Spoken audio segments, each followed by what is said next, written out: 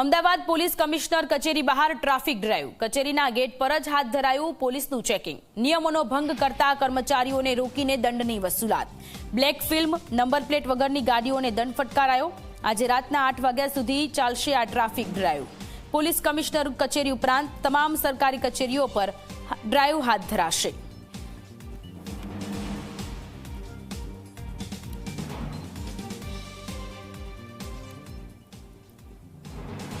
ટ્રાફિકની સમસ્યાને લઈને ટ્રાફિક નિવારવા માટે વધુ એક વખત જે છે અમદાવાદ શહેર ટ્રાફિક દ્વારા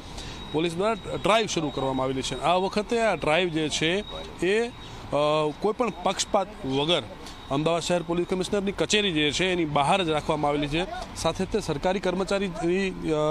જે અવર જવર કરતા હોય છે ખાસ કરીને પોલીસવાળા તો તેને લઈને આખી આ કાર્યવાહી હાથ ધરવામાં આવેલી છે તમે જોઈ શકો છો કે અમદાવાદ શહેર પોલીસ કમિશનરના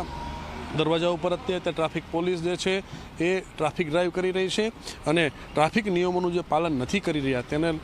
દંડવામાં આવી રહ્યા છે આ જ પ્રકારે અમદાવાદ શહેરના તમામ સરકારી કચેરી જે આવેલી છે તમામ કચેરીની બહાર આ પ્રકારે આજ આખો દિવસ રાતના 8 વાગ્યા સુધી